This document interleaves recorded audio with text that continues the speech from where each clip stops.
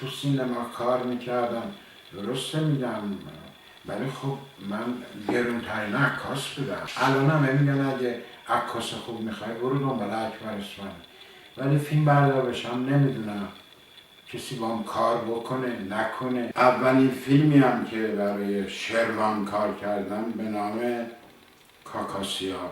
بعد از فیلم کاکاسیا افتادم رو غلطک. من قبل فیلم کاکاسیا فیلم شلاخ کار کردم. فقط مازیار پرتویی به من گفت تو رو خدا اینجوری خودتو زمین نزن، یخ و سخونت بشنه، کسی اینجا تو رو جمع نمیکنه. کسی رو تو سینما راه میدادن به این سادگی ها.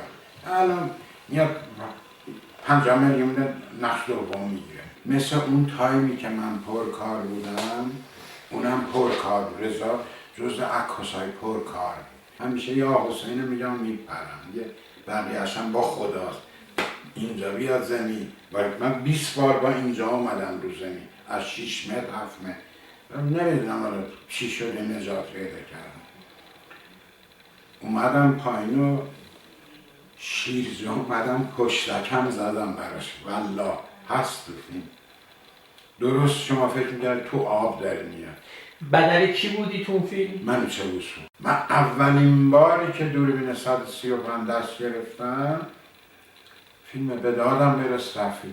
یه چاپخانه خوب برده بودم، ولی رسیده بودم به جایی که نگاتیف رو نگاه میکردم، میگفتم کلمینا رو بهش با زبون میگفتم مثلا اینو بذار 4 دوانیم، اینو بذار 6 زمان، این یاد گرفته بودم. بعد از فیلم تاراج که جمشیداریا کار کرد، من یادم عکس جمشیداریا رو 9 در 12 چاپ میکردیم، دونه 5 تومن میدادیم مردم. روزی 100 تا، یه روز 200 تا، یه روز 50 تا میرفختیم. من دوست داشتم همیشه یه دونه باشم. حالا نمیدونم این بلند پروازی هرچی هست.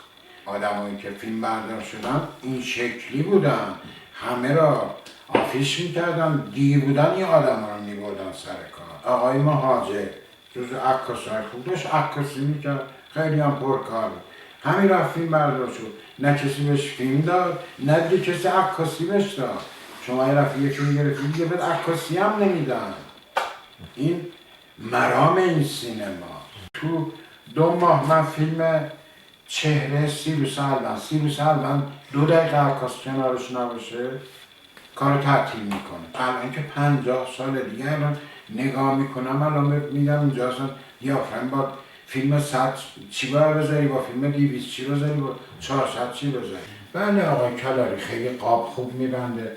زمان قبل از انقلاب آقای ایرج صادق پور اصلا عکاسی میکرد. خب میخواست از شما فیلم بگیرد، الان شما تو کارش بودی اینجا رو 100% بدون یه حرکت این میزا میبرد بالا، نمیدونم یه گل اضافه میکرد، عکاسی میکرد. این سینما اگه توش عاشق نباشی نمیرسی به اون جایی که بیان اونجا بیشننده بگن 51 سال گذشت، 52 سال گذشت. خب حالا بگوینیم چیکار کردیم. من عاشق بودم. برای فیلمی که خودتون ساخته بودیم کاندید شدم. تلس نقطه ضعف کاندید شدم. درست. فیلم در آرزوی ازدواج کاندید شدم. در فیلم راز چشمه سرخ کاندید شدم. همین آقای دهنمکی اون موقع مجله‌ای داشت مال لسارات. بله. توی اون مجله یادمه که زده بود که بازیگر مکمل مرد امسال مال اکبر اسفانیه. من نقشم کوتاه بود ولی خیلی با نقش من حال کرده بود آقای دهنمکی.